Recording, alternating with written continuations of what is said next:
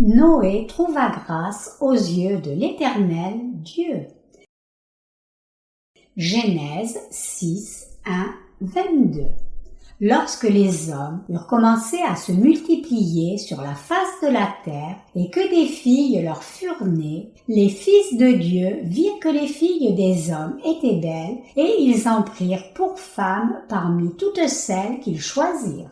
Alors l'Éternel dit, « Mon esprit ne restera pas à toujours dans l'homme, car l'homme n'est que chair et ses jours seront de 120 ans. » Les géants étaient sur la terre en ce temps-là, après que les fils de Dieu furent venus vers les filles des hommes et qu'elles leur eurent donné des enfants. Ce sont ces héros qui furent fameux dans l'Antiquité. L'Éternel vit que la méchanceté des hommes était grande sur la terre et que toutes les pensées de leur cœur se portaient chaque jour uniquement vers le mal. L'Éternel se repentit d'avoir fait l'homme sur la terre et il fut affligé en son cœur. Et l'Éternel dit, « J'exterminerai de la face de la terre l'homme que j'ai créé, depuis l'homme jusqu'au bétail, aux reptiles et aux oiseaux du ciel, car je me repens de les avoir faits. » Mais Noé trouva grâce aux yeux de l'Éternel. Voici la postérité de Noé. Noé était un homme juste et intègre dans son temps. Noé marchait avec Dieu. Noé engendra 3 fils, Sem, Cham et Japheth. La terre était corrompue devant Dieu, la terre était pleine de violence. Dieu regarda la terre, et voici elle était corrompue, car toute chair avait corrompu sa voie sur la terre. Alors Dieu dit à Noé, « La fin de toute chair est arrêtée par devers moi, car ils ont rempli la terre de violence. Voici, je vais les détruire avec la terre. Fais-toi une arche de bois de gopher. Tu disposeras cette arche en cellules et tu l'enduiras de poids en dedans et en dehors. Voici comment tu la feras. L'arche aura 300 coudées de longueur, 50 coudées de largeur et 30 coudées de hauteur. Tu feras à l'arche une fenêtre que tu réduiras à une coudée en haut. Tu établiras une porte sur le côté de l'arche et tu construiras un étage inférieur, un second et un troisième. Et moi, je vais faire venir le déluge d'eau sur la terre pour détruire toute chair ayant souffle de vie sous le ciel. Tout ce qui est sur la terre périra. Mais j'établis mon alliance avec toi. Tu entreras dans l'arche, toi et tes fils, ta femme et les femmes de tes fils avec toi. De tout ce qui vit, de toute chair, tu feras entrer dans l'arche 2 de chaque espèce pour les conserver en vie avec toi. Il y aura un mâle et une femelle, des oiseaux selon leur espèce, du bétail selon son espèce et de tous les reptiles de la terre selon leur espèce. 2 de chaque espèce viendront vers toi pour que tu leur conserves la vie. Et toi, prends de tous les aliments que l'on mange et fais-en une provision auprès de toi afin qu'ils te servent de nourriture ainsi qu'à eux. C'est ce que fit Noé. Il exécuta tout ce que Dieu lui avait ordonné. Ce soir, je voudrais partager la parole sur le ministère de Noé et comment il a trouvé grâce aux yeux de l'Éternel Dieu.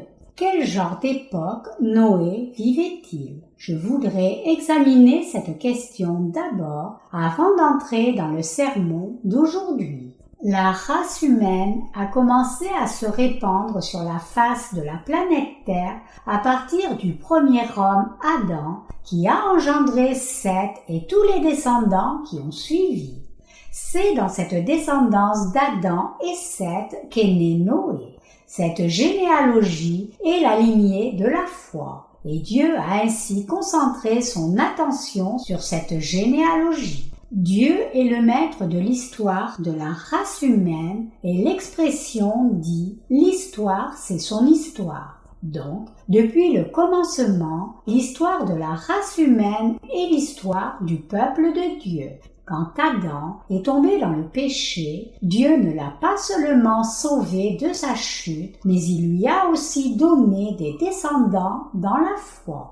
Les deux premiers fils d'Adam étaient Caïn et Abel. Caïn, le premier fils, n'a pas cru en Dieu, alors qu'Abel, le second fils, a cru en Dieu. Mais Adam a perdu ses deux fils. Il a perdu le premier fils spirituellement, le second fils physiquement. Dieu a alors donné Seth à Adam comme troisième fils, et par ce fils, il a permis que la lignée de la foi continue. Quand nous regardons Genèse chapitre 5, nous voyons la Bible lister la généalogie d'Adam, décrivant comment cette généalogie de foi s'est déroulée. Chacun inscrit dans cette généalogie avait reçu la rémission des péchés par la foi. Ainsi, le tout début de la race humaine s'est passé selon le plan de Dieu, et Dieu a donc répandu sa grâce sur les hommes, leur permettant d'obtenir la rémission des péchés et de bénir leurs descendants pour qu'ils reçoivent aussi la rémission des péchés.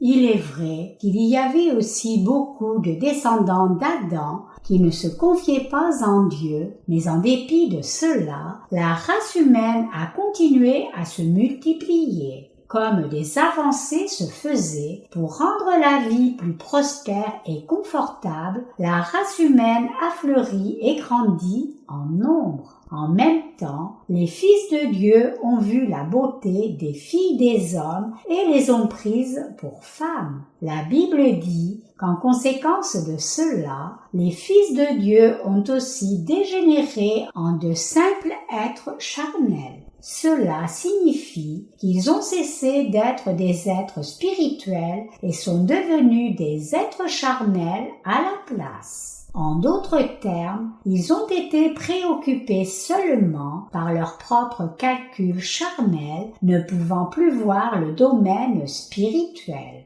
À l'époque, les géants sont apparus sur terre. C'étaient des hommes puissants à la stature imposante, dépassant les hommes ordinaires par leur force physique. Et ils tiraient avantage de leur puissance physique pour dominer et oppresser les faibles. Comme mentionné, les fils de Dieu ont pris les filles des hommes et fait des enfants à l'époque.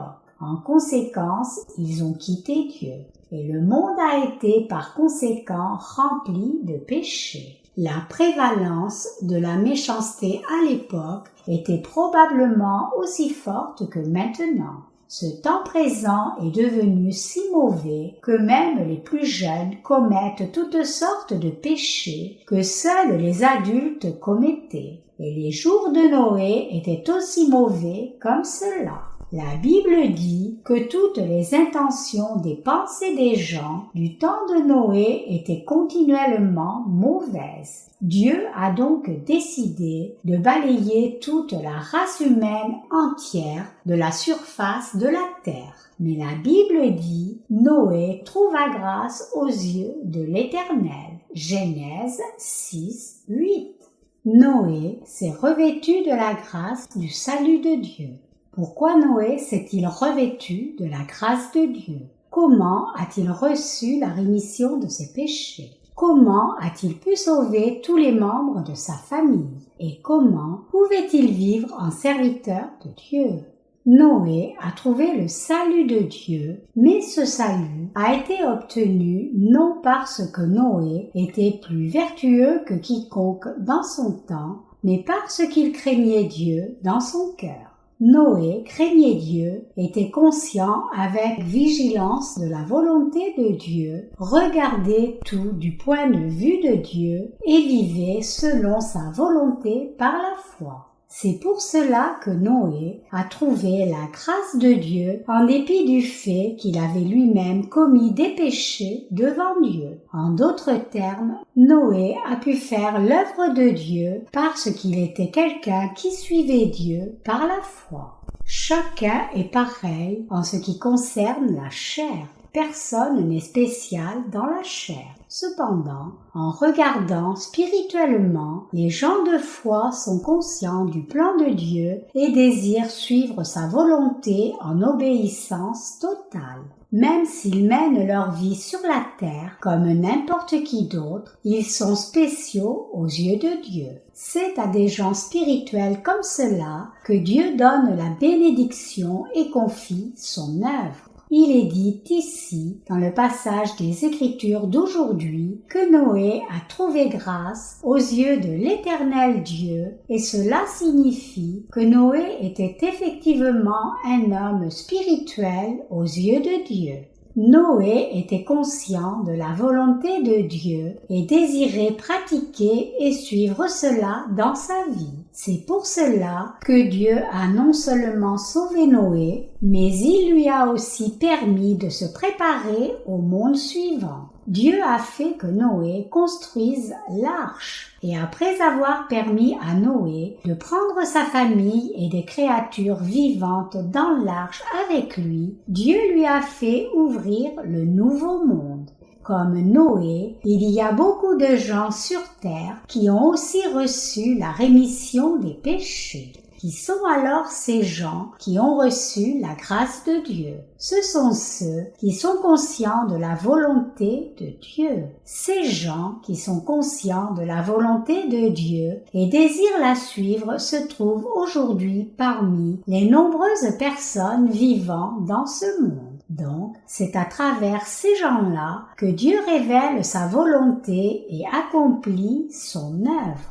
Il y a une différence fondamentale entre ceux qui vivent dans ce monde inconsciemment, sans aucun but, et ceux qui vivent avec un discernement clair de la volonté de Dieu obtenu à partir de sa parole. Les derniers sont conscients de la volonté de Dieu quand ils voient ce qui arrive en ce temps présent et ils cherchent à pratiquer la volonté de Dieu. Et ces gens de foi sont inévitablement liés à avoir un point de vue différent de celui des gens charnels de ce monde. C'est donc à travers ces gens qui sont conscients de sa volonté et la suivent que Dieu révèle et accomplit sa volonté. Nous avons beaucoup de partenaires à l'étranger. L'un d'entre eux, un pasteur au Vietnam, nous a envoyé de très bonnes nouvelles de Singapour. Son fils fréquente un séminaire à Singapour et 7 étudiants là-bas ont reçu la rémission des péchés comme résultat de la prédication de l'Évangile par son fils. Donc, il est allé à Singapour pour les baptiser. Il a envoyé des images de la cérémonie qui a eu lieu dans la mer. L'une des sœurs sur les photos avait l'air effrayée, alors qu'une sœur plus âgée souriait. Le reste des gens étaient très solennels.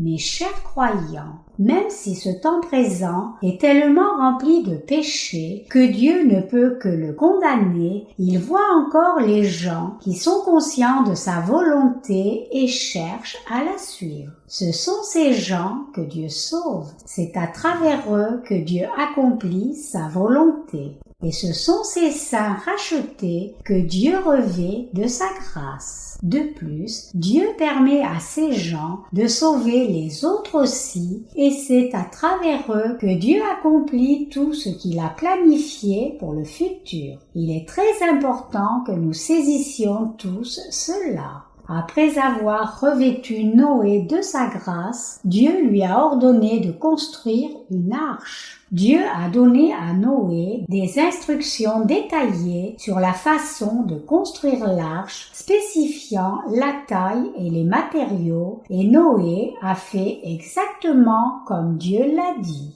L'une des étapes requises pour construire l'arche était de la recouvrir de poids intérieur et extérieur. Dans le langage d'aujourd'hui, la poix ici désigne une sorte d'isolant et d'adhésif. Une certaine sorte d'isolant et d'adhésif est utilisée quand un meuble est fabriqué sans utiliser de clous, et c'est ce que signifie la poix dans le passage des Écritures d'aujourd'hui. En instruisant Noé à couvrir l'arche de poids intérieur et extérieur, Dieu s'assurait qu'aucune eau ne puisse entrer dans l'arche quand le déluge viendrait et que l'arche flotterait. Spirituellement parlant, le fait que Noé ait couvert l'arche de poids a la même implication que notre ministère qui prêche l'évangile de l'eau et de l'esprit en ce temps présent. Bien que Noé n'ait pas prêché l'évangile de l'eau et de l'esprit en tant que tel à l'époque, il a tout fait exactement comme Dieu l'a ordonné. Quand nous finirons de prêcher l'évangile de l'eau et de l'esprit aux gens de ce monde pour les sauver de la destruction certaine, le jugement de Dieu viendra sûrement. Nous couvrons maintenant les gens de ce monde de poids spirituel pour les délivrer de ce monde en déclin. À tous ceux qui restent encore ignorants de la vérité, de la rémission des péchés, nous prêchons l'évangile de l'eau et du sang comme suit. Le Seigneur a expié tous nos péchés de cette façon. Il vous a aussi sauvés de tous vos péchés. Quand notre Seigneur a été baptisé par Jean-Baptiste, il a porté tous les péchés que vous commettez par vos faiblesses et manquements en vivant sur la terre. En étant baptisé, notre Seigneur a porté tous les péchés de ce monde commis par chaque humain de la naissance à la mort. Et le Seigneur est mort à la croix à notre place pour être condamné pour tous nos péchés et étant ressuscité d'entre les morts, il est devenu notre Sauveur. Dieu a sauvé chacun de cette façon et il nous a fait prêcher cet évangile de l'eau et du sang à chacun dans ce monde. En bref, nous faisons maintenant la volonté de Dieu en prêchant cet évangile authentique. Quand Noé a construit l'arche, il était absolument indispensable qu'il la couvre de poids intérieur et extérieur. Couvrir l'arche de poids intérieur et extérieur était une étape absolument nécessaire pour construire un navire de bois correctement. Même si Noé avait construit l'arche avec le plus grand soin et avait suivi méticuleusement chaque instruction, s'il avait manqué de la couvrir de poids et avait permis que l'eau entre dans l'arche aurait fini par couler. Mais puisque Noé a couvert toute l'arche de poids, intérieure et extérieure, méticuleusement, l'arche était étanche et saine. Pourquoi Dieu a-t-il instruit Noé à couvrir l'arche de poids à l'intérieur et à l'extérieur? Dieu a instruit Noé à couvrir l'arche entière, intérieure et extérieure, pour éviter que l'eau ne passe entre les planches de bois. Si seul l'extérieur de l'arche était couvert de poids, l'eau aurait pu entrer dans l'arche si elle frappait un rocher et qu'une planche était endommagée. C'est pour cela que Dieu a ordonné à Noé de couvrir l'arche entière de poids intérieur et extérieur, et c'est ainsi que Dieu a sauvé la famille de Noé et toutes les créatures vivantes pour ouvrir un monde nouveau. Vous et moi vivons maintenant dans ce second monde, non le premier monde. Dieu a jugé le premier monde par l'eau, mais il a aussi dit qu'il jugerait le second monde par le feu. Cette parole de Dieu s'accomplit maintenant. Tout comme il était absolument important pour Noé de couvrir l'arche de poids, il est aussi absolument important pour nous, les croyants en l'évangile de l'eau et de l'esprit, d'accomplir notre devoir de prédication de cet évangile dans le monde entier.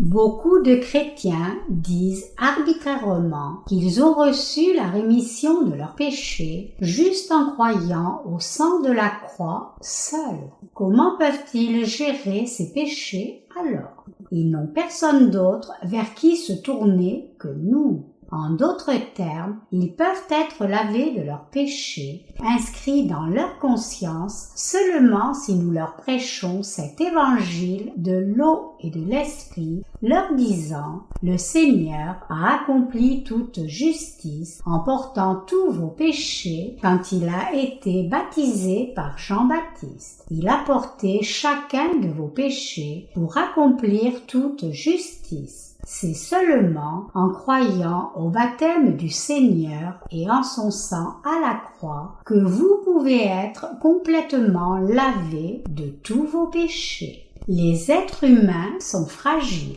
Puisqu'ils sont si faibles, ils sont sujets à leurs circonstances et donc ils ne peuvent que continuer à commettre des péchés aussi longtemps que leurs circonstances leur donnent la possibilité de pécher. C'est pour cela que le Seigneur a ordonné à Noé de couvrir l'arche de poids intérieur et extérieur. Autrement dit, le Seigneur nous a sauvés, vous et moi, aujourd'hui par l'évangile de l'eau et de l'esprit. Ce n'est pas juste par l'eau et le sang, mais c'est par l'eau, le sang et l'esprit que le Seigneur nous a sauvés de tous nos péchés. 1 Jean 5, 6, 8. Dieu nous a délivrés de tous nos péchés par l'eau, le sang et le Saint-Esprit. C'est pour cela qu'il est absolument impératif pour nous tous de réaliser et croire que l'évangile de l'eau et de l'esprit est la vérité même du salut par laquelle le Seigneur nous a tous sauvés. Si vous avez foi en cet évangile, alors, peu importe combien vous pouvez être faible, vous pouvez maintenant être libéré de tous vos péchés et devenir une personne complètement juste sans jamais revenir à votre état pécheur. Le fait que votre cœur devienne complètement sans péché n'est faisable que si vous croyez en l'évangile de l'eau et de l'esprit de tout votre cœur. Après tout, comment quelqu'un peut-il prétendre être sans péché à moins que son cœur n'ait foi en cet évangile authentique? C'est seulement parce que nous avons foi en cet évangile authentique dans nos cœurs que nous pouvons dire en toute confiance que nous avons été remis de tous nos péchés. C'est seulement à cause de cet évangile de l'eau et de l'esprit que nous avons pu recevoir la rémission des péchés par la foi. Puisque nous avons l'évangile de l'eau et de l'esprit dans nos cœurs, peu importe combien nous avons de manquements, nous pouvons tous renouveler nos cœurs et notre foi et suivre le Seigneur toujours si seulement nous avons un désir profond d'obéir à la volonté de Dieu dans nos vies. Cela signifie que le Seigneur Saint nous a bénis, nous croyant en l'évangile de l'eau et de l'esprit pour que nous soyons capables de le suivre avec un cœur pur et une foi inébranlable. Autrement, personne ne peut suivre le Seigneur.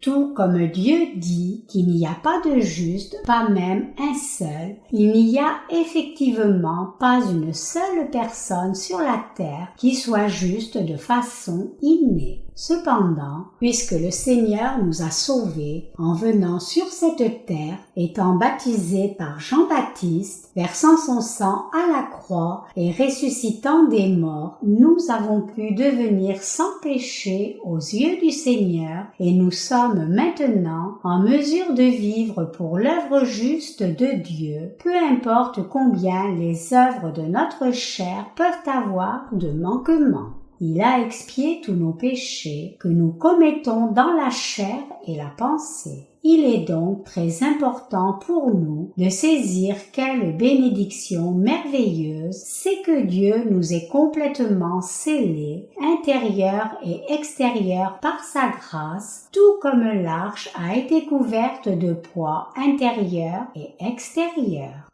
C'est par la grâce merveilleuse de Dieu que nous avons reçu de telles bénédictions merveilleuses. Et si c'est assez merveilleux que nous ayons été sauvés de tous nos péchés par la grâce et les bénédictions de Dieu, c'est une bénédiction encore plus grande pour nous de vivre pour l'œuvre juste de Dieu maintenant que nous avons reçu la rémission des péchés. Le fait même que nous vivions pour l'œuvre juste de Dieu est en soi une bénédiction merveilleuse. Le Seigneur nous a dit: cherchez premièrement le royaume et la justice de Dieu, et toutes ces choses vous seront données par-dessus. Matthieu 6, 33. Et tout comme le Seigneur nous en a instruit, nous vivons effectivement pour la justice de Dieu et son œuvre juste de salut. Nous avons consacré toutes nos vies à sauver les âmes, soutenir le ministère de l'Évangile, prêcher l'Évangile personnellement et prier pour cette œuvre sans cesse. C'est une bénédiction merveilleuse. Dieu nous a clairement promis qu'il nous ajouterait tout spirituellement et physiquement si nous vivons pour son œuvre juste.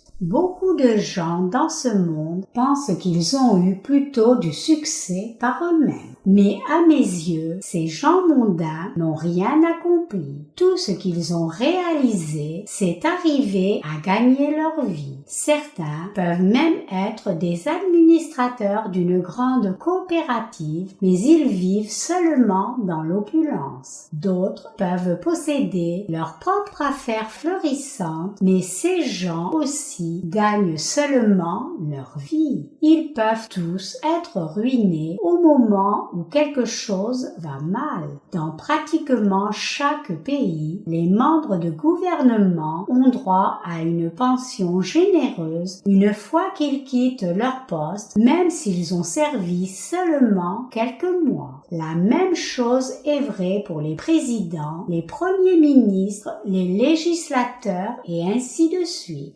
Peut-être que c'est pour cela qu'il y a tant de politiciens qui essaient de mettre la main sur des postes au gouvernement. Mais même ces politiciens essaient juste de gagner leur vie comme tout le monde. S'ils ont réellement maintenu leur intégrité tout au long de leur carrière politique, ne faisant jamais rien de travers, alors même leur pension généreuse leur donnerait assez d'argent pour conserver un style de vie confortable mais pas si luxueux. Ces gens sont si préoccupés par leur propre succès qu'ils sont incapables de vivre une vie altruiste pour la cause des autres ou même d'y penser. Par contre, ceux qui ont reçu la rémission des péchés en croyant en l'évangile de l'eau et de l'esprit mènent leur vie pour la cause des autres. Ces gens qui vivent pour le Seigneur, pour sauver les autres âmes, ont vu leurs besoins de base déjà pourvus. C'est parce que Dieu fait tout pour s'assurer que leurs besoins soient pourvus. Quelqu'un peut-il être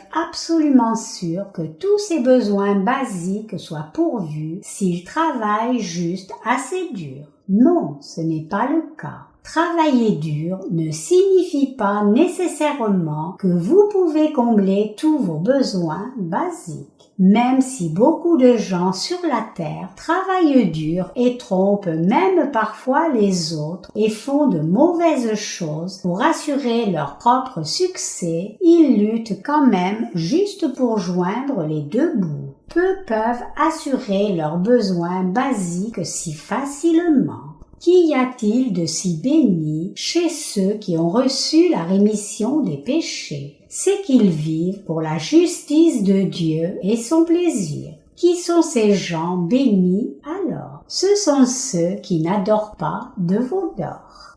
Heureux ceux qui n'adorent pas les veaux d'or fabriqués et adorés par Jéroboam.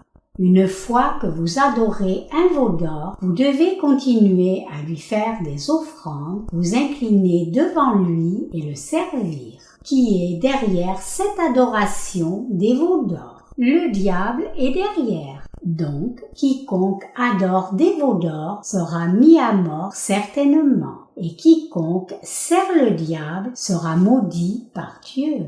Bien que nombreuses personnes dans ce monde pratiquent une sorte de religion ou une autre avec le plus grand soin et dévouement, aucune religion qui soit dans ce monde ne peut leur apporter de bénédiction. Ceux qui n'adorent pas les veaux d'or sont les gens bénis qui ont reçu les bénédictions de Dieu. Par contre, ceux qui adorent les veaux d'or sont tous maudits par Dieu. En fait, plus on adore les veaux d'or, plus on est maudit. C'est pour cela que le peuple d'Israël a été maudit si longtemps. Même si les Israélites étaient le peuple de Dieu, puisqu'ils adoraient les veaux d'or comme leur Dieu, ils ont été maudits pendant des générations sur des milliers d'années. Quand Hitler a pris le pouvoir en Allemagne, nombreux Juifs ont été mis à mort dans les chambres à gaz sous sa dictature. Cela est arrivé parce que le peuple d'Israël avait adoré des veaux d'or. C'est la cause de la malédiction. Une telle malédiction terrifiante s'attache à suivre quiconque adore les veaux d'or. Si vous croyez au Dieu vivant et vous confiez en sa justice, alors c'est en soi une bénédiction. Dieu n'est pas mort. Il est un Dieu vivant. Il est effectivement le Dieu des vivants, pas des morts. Et puisque Dieu est le Dieu des vivants, il sait tout de nous qui le servons par la foi. Donc, Dieu bénit ceux qui obéissent à sa volonté comme Noé, et il leur permettra de vivre dans un monde nouveau qui va prendre place. Même si ce monde que nous voyons est l'endroit où nous vivons maintenant, bientôt le Seigneur détruira la planète Terre. Il ouvrira les nouveaux cieux et la nouvelle terre pour remplacer la planète Terre. Tout comme le Seigneur a créé cet univers et cette terre que nous voyons et expérimentons maintenant, il créera aussi les nouveaux cieux et la nouvelle terre. Et le Seigneur nous permettra à nous, son peuple, d'y vivre. Quand ce temps viendra, vous et moi vivrons aussi là-bas. Ce n'est pas juste un conte de fées, c'est complètement réel. Dieu a créé cet univers. Et ce Dieu effacera sûrement ce monde présent que nous voyons maintenant et fera les nouveaux cieux et la nouvelle terre, et il nous permettra d'y vivre. Nous y vivrons pour toujours avec Dieu comme ses propres enfants en jouissant de toute sa gloire divine. C'est la bénédiction que Dieu veut répandre sur nous tous, les humains. Il est écrit en Jean 1:16. Et nous avons tous reçu de sa plénitude et grâce pour grâce. La Bible dit aussi qu'alors que la loi a été donnée par Moïse, la grâce de Dieu est venue par Jésus-Christ. C'est grâce à Jésus-Christ que nous avons été bénis. Jésus est Dieu lui-même, le Fils unique de Dieu le Père et le Sauveur pour nous tous. De plus, le Seigneur est non seulement notre Dieu Sauveur qui nous a délivrés de tous les péchés du monde, mais il est aussi notre berger, prenant soin de nous et nous protégeant. La Bible dit que ceux qui sont pauvres en esprit sont bénis. Nous devrions tous être pauvres en esprit. Quand nous comprenons Dieu et nous appuyons sur sa justice par la foi, nous sommes non seulement sauvés de tous nos péchés, mais nous sommes aussi bénis pour ne plus souffrir sur la terre liés par les chaînes de ce monde. Une fois que nous sommes sauvés, nous pouvons tous vivre dans les bénédictions de Dieu, non seulement en prospérité et santé, mais aussi en faisant son œuvre juste. Et nous serons aussi bénis pour entrer dans le royaume du Seigneur et jouir de toute sa gloire. Maintenant même, Dieu cherche des gens qui soient comme Noé, et quand il les trouve, il les revêt de sa grâce sans faute. Nous avons beaucoup de partenaires dans le monde entier. Et aujourd'hui, j'ai eu des nouvelles du révérend Jim Montgomery des Pays-Bas disant qu'il avait distribué nos livres à beaucoup de gens. Je suis certain que Dieu prend plaisir à ce dévouement. Mon cœur est aussi vraiment joyeux quand j'entends de telles nouvelles. Il n'y a pas si longtemps, nous sommes aussi allés à l'université de Kangwoo et avons prêché l'Évangile aux gens, partageant nos livres avec eux. En tout cas, quand j'ai entendu ces nouvelles du révérend Jim Montgomery, j'ai pensé aller aux Pays-Bas, me joindre à lui pour distribuer nos livres. Mais j'ai changé d'avis pour ne pas y aller. Combien de livres pourrais-je distribuer même si j'y allais? Après tout, je ne parle même pas le néerlandais. Je devrais faire ce qui m'est confié ici. En tout cas, ce que je dis, c'est que Dieu bénit ceux qui obéissent à sa volonté avec joie. Pourquoi Noé a-t-il trouvé grâce aux yeux de Dieu? C'est parce que Noé cherchait la volonté de Dieu attentivement. C'est parce que Noé était conscient de la volonté de Dieu qu'il a pu la comprendre et c'est parce qu'il a compris la volonté de Dieu qu'il a pu la suivre. De même, bien que ce monde présent soit en désordre, nous pouvons aussi saisir l'intention de Dieu si nous cherchons sa volonté attentivement. Ce temps présent est le temps du cheval noir décrit dans le livre de l'Apocalypse. J'ai entendu au journal aujourd'hui qu'une petite ville côtière de Corée a été frappée par un raz-de-marée soudainement et que plus de 12 pêcheurs ont été engloutis par la mer. Les autorités essaient de découvrir exactement ce qui s'est passé et les efforts des secours se poursuivent. La mer était calme toute la journée ce jour-là. Mais tout à coup, des vagues géantes ont surgi et se sont abattues sur les pêcheurs qui ne s'y attendaient pas et jouissaient de leur journée, les entraînant dans la mer. La mer s'est ensuite retirée aussi soudainement qu'elle n'avait rugi furieusement comme si rien ne s'était passé. De tels raz de marée sont choses communes de nos jours. Nous appelons un tel raz de marée tsunami. Les tsunamis ont habituellement pour origine un tremblement de terre. Quand un tremblement de terre se fait au fond de la mer, le tremblement fait sortir des vagues géantes qui finissent par frapper la côte. Un pêcheur qui a été témoin de l'accident ci-dessus a vu des vagues géantes d'une hauteur de 5 mètres s'écraser sur la côte et entraîner les victimes dans la mer. Si nous regardons attentivement ce temps présent, nous pouvons voir quel genre de temps c'est. Le temps présent est le temps de la destruction. Ce temps est le même que le temps de Noé, juste avant que Dieu ne juge le monde par l'eau.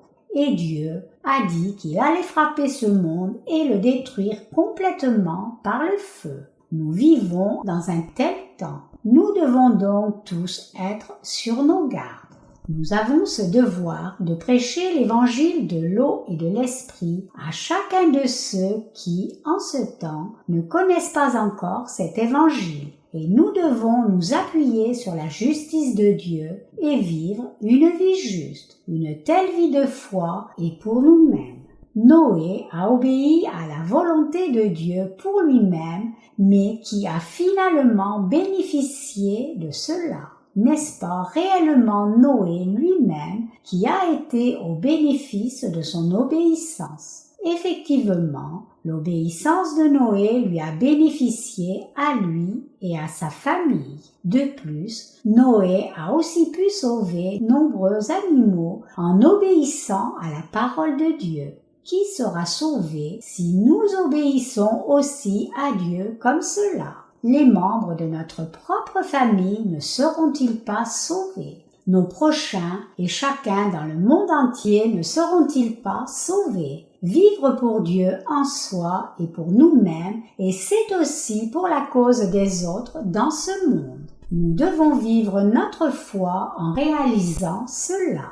c'est absolument important que nous discernions tous ce temps présent et vivions par la foi. Ce temps présent avance maintenant vers le temps du cheval pâle après le temps du cheval noir. Donc, ce temps est le temps de la destruction. C'est le temps dans lequel chacun périra corps et âme. Le prix du carburant a décollé au point que de nos jours, si cette tendance se poursuit, bientôt la plupart des gens ne pourront plus conduire leur voiture. Maintenant même, beaucoup de gens ont déjà garé leur voiture et cessé de l'utiliser. Il y aura encore plus de gens comme cela si le prix de l'essence continue à monter. Dans mon voisinage, il y a déjà plusieurs voitures qui restent seulement dans les garages. Avec le prix du carburant qui dépasse les plafonds, de plus en plus de gens se rendent compte qu'ils ne peuvent plus se permettre de conduire leur voiture puisqu'ils doivent prioriser leurs dépenses pour joindre les deux bouts. Le coût de la vie a augmenté un peu récemment. Comme si payer le pain et les nécessités quotidiennes ne suffisaient pas, il y a tant de factures qui s'accumulent, de l'assurance médicale aux contributions à la retraite, aux impôts, aux factures d'utilitaires et ainsi de suite.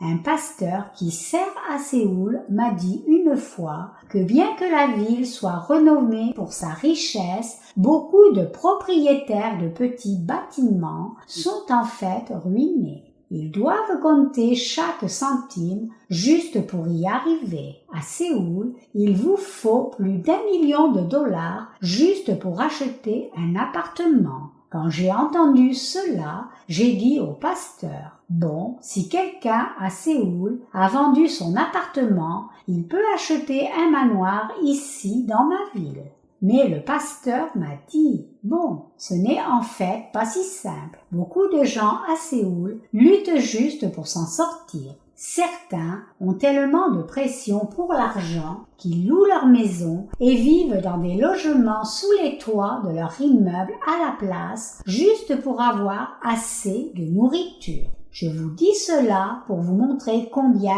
il est difficile de vivre en ce temps présent. Il est très important pour nous tous de discerner et de saisir quel genre de temps est le temps présent et de vivre en fonction avec discernement. Maintenant même, beaucoup de gens dans nombreux endroits du monde meurent de faim. Bien que de telles catastrophes ne soient pas encore connues dans des pays riches, le jour viendra où même les gens vivant dans les pays riches ne pourront plus se permettre d'acheter de la nourriture. C'est une chance que Dieu protège notre pays. C'est parce que nous prêchons l'évangile de l'eau et de l'esprit que Dieu nous protège, nous et notre pays. Tout comme la Bible dit dans la lecture des Écritures d'aujourd'hui que Noé a trouvé grâce aux yeux de l'Éternel Dieu, nous avons aussi trouvé la grâce de Dieu. Si vous n'avez pas encore trouvé la grâce de Dieu, alors je vous demande de chercher la volonté de Dieu et d'atteindre sa grâce par l'obéissance pour vivre le reste de votre vie dans ses bénédictions. J'espère et prie que vous viviez tous avec les bénédictions de Dieu. Personne ne peut vivre sans être béni par Dieu, peu importe combien il peut essayer de vivre par lui-même. Pour moi aussi, c'est seulement avec les bénédictions de Dieu que je peux joindre les deux bouts, et la même chose est vraie pour vous aussi. Vous pouvez alors facilement imaginer combien les gens de ce monde doivent lutter. Même s'ils peuvent sembler bien extérieurement, ils sont vides à l'intérieur. Ils n'ont rien de digne dans ce monde. En ce temps présent, où le monde est inexorablement dans la spirale de sa destruction, le plus important pour nous est d'être conscients de la volonté de Dieu et d'y obéir. Cherchons donc tous l'aide de Dieu et avec cette aide de Dieu, menons tous une vie droite pour le reste de notre temps sur cette terre.